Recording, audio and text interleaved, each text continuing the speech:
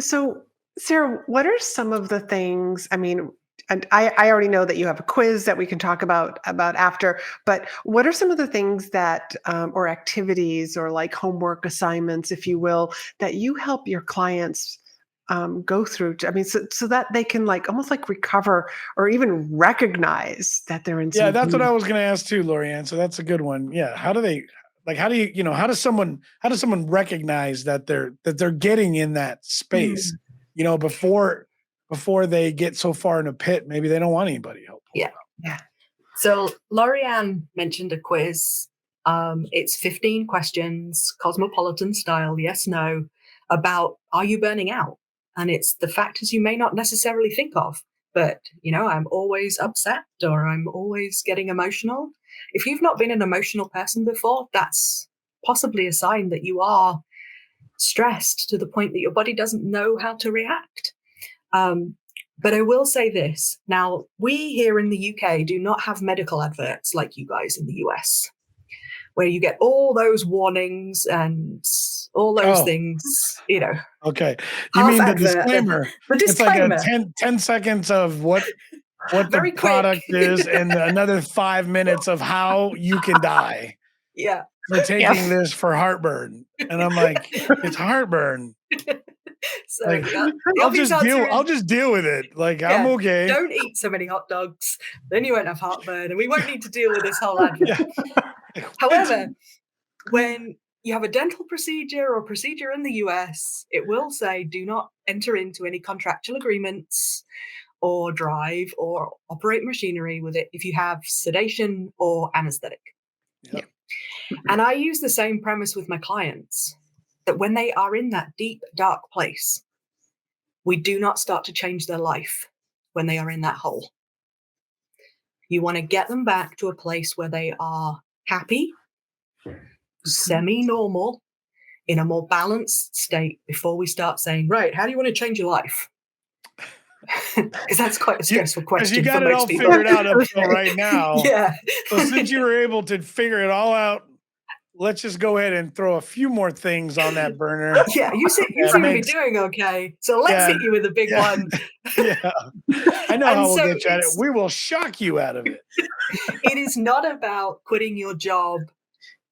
It is not about, leaving your partner. It is not about selling up everything and moving to the other side of the world.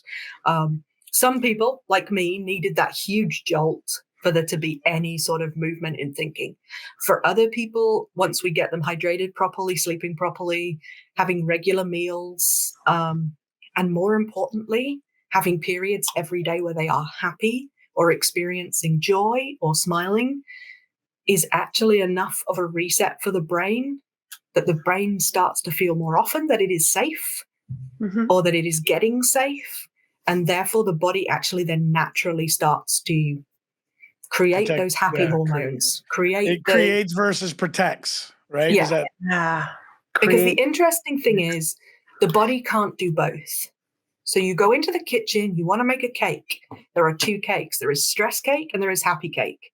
They have exactly the same ingredients. And that is our brain.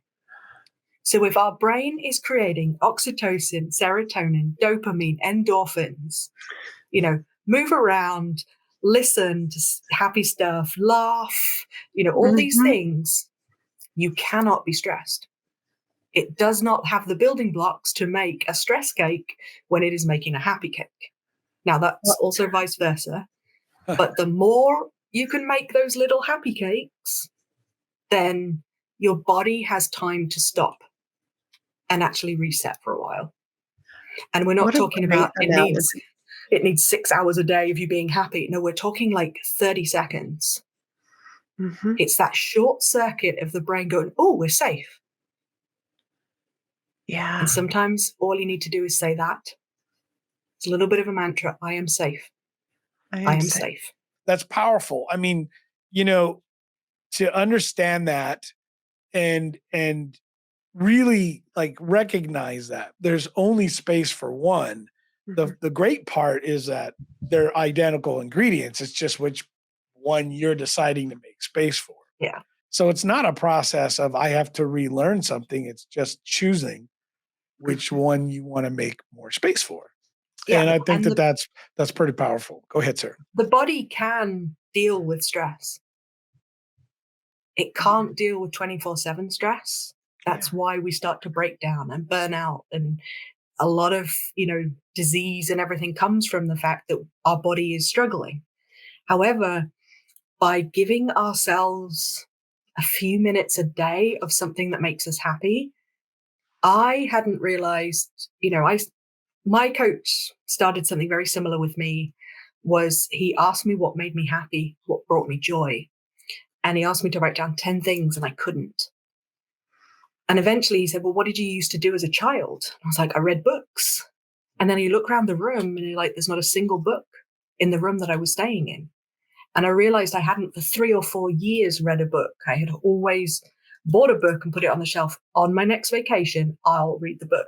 Or when I finish this project, I'll take time to read the book. But that first day you pick up a book, I couldn't even read one paragraph. It was so exhausting. And yet you get to a whole page, you get to a chapter, you make it to 5 minutes. By the end of it, 30 minutes reading every day is my go-to. And I notice by 8 o'clock, 9 o'clock at night, if I haven't read 30 minutes, now it can be broken into little things. You don't have to just sit there for 30 minutes. But I know by the end of the day, if I haven't had my reading time.